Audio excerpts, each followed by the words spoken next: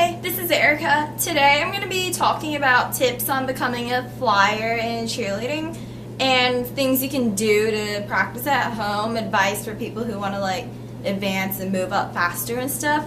I'm just going to go ahead and get started because long intros can be extremely annoying, so here we go. If you've never really flown or cheered before or anything like that, my first tip would be to do a lot of stretching at home. I know that sounds kind of boring or even painful or whatever, but it's going to help a ton in the long run, because if you can do all your splits and all your body positions really well, then whenever you do get a chance to go in the air, then you'll have something impressive to show. Like you can have your straight leg scorpion without ever having flown before, stuff like that. My next tip would be, no matter what level you are, whether you're level 1 or level 5, or whether you're a school cheerleader or all-star cheerleader, is to just next try to get as much air time as you can. Try to work with as many coaches and different people as you can. If you know of a gym around you or you go to one, then look and see if they have stunt classes. Especially a lot of the big gyms have stunt classes where coaches will actually work with you in the air, and then they'll also give you drills and help you stretch and stuff. So that's really helpful. I'd say pretty much every cheer gym probably has coaches that'll give stunting privates, and that's going to help a ton, whether or not you want to fly co-ed or all-girl, because then you're learning balance and you're learning higher level stunting, and they can work with you one-on-one and tell you what you need to fix and stuff. If none of the gyms around you have stunning privates or flying classes, or you're not on a team or anything like that, then I would also look into local universities and colleges, because a lot of times the people on their cheer teams are willing to work with you. Or if they're having kind of a chill day, then maybe you could ask the coach if you can come work out with them or something like that. Also, another thing is, a lot of people think it may be better to just work with one stunner. Well, why don't I just work with one person all the time, and they can just, and we can pick up where we left off and whatever, and et cetera, et cetera, et cetera. Well, I kind of disagree with that, because I think it is good to work with the same people periodically and stuff. But in the long run, it's also better to kind of get used to stunning on different sort of people, and co-ed and all girl and et cetera. Because, say for instance, you may be able to get I don't know, a tossed Cupid on your first day of learning how to stunt, but that may be because your base is really strong, or he just knows how, what he's doing and stuff, you know what I mean? So then, say if you have to go stunt on somebody else for a cheer tryout or whatever, you may not be able to do it because you're used to only one person's method of stunning. So I would definitely try to work with different people if you can. And I don't know, say if you're already on a team, maybe switch in and out of different stunt groups if they let you, or if it's just an open workout or something, because then you get used to other people's styles, and you'll learn how to stay tight no matter what, and not just rely on, okay, well, this person's going to compensate by doing XYZ. Continuing from that point, don't get too worried or worked up if you're not learning new stuff every single time. I used to kind of think like that when I first started co-ed stunting, because the first people I'd ever worked with, he was just really, really strong guys, and and so I was able to do full ups and toss the stretches and all this sort of crazy stuff, full arounds, things like that on my very first day, and I was really excited about that because I felt I was progressing so fast. But then I started working with some other people, and they were telling me a lot of my technique was wrong and things like that. I was leaning forward way too much when I was even just doing tossed hands, and they were talking about how much they had to compensate for my technique and stuff.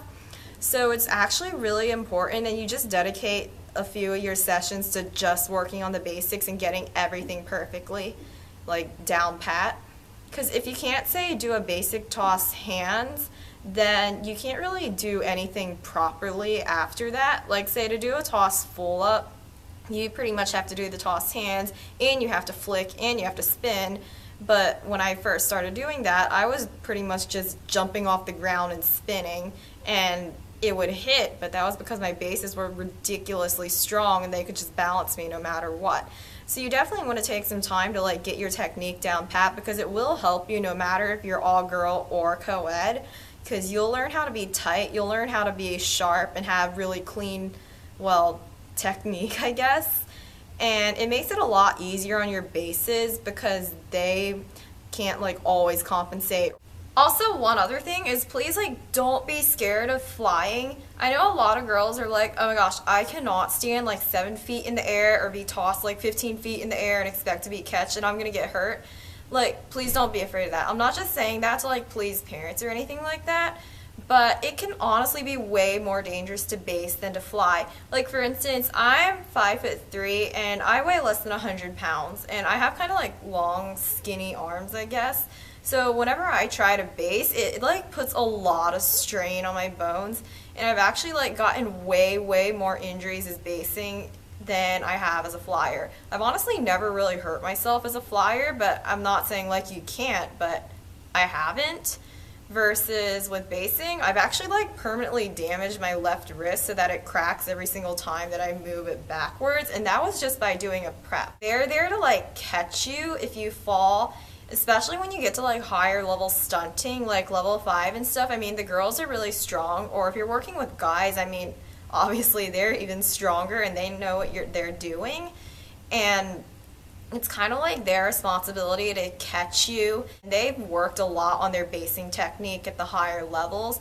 Now, that's not to say like you shouldn't use your judgment when you're flying. Like for instance, I'm not going to trust like 2 girls my size to catch me on a double down, or I'm also not going to trust say only 1 guy to catch me on a double down, because I know like even if they have good technique, I mean, I can be kind of sloppy on my double downs, to be honest. Like I have this habit of just like pulling and twisting through my shoulders, so I've done like a lot of triple downs by accident, but I've also like gone 3 feet off to the side. So I mean, you definitely want to use your judgment, but don't be scared of it.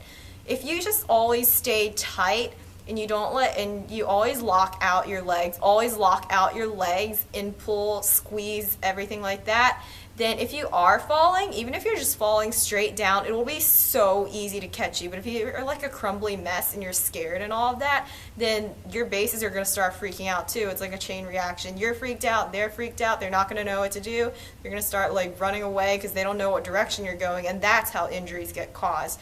But just always stay tight, always be confident, know that they're there for you, and you should not have like any problems whatsoever. Anyway, I hope this video was helpful. If you ever have any questions, just leave a comment below or send me a tweet at Erica Lynchier on Twitter, or add me on Facebook or something like that.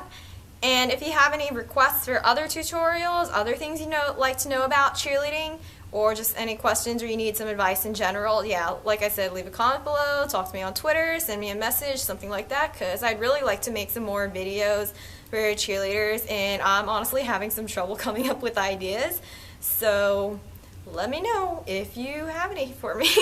Anyway, I'll see you guys later. Bye.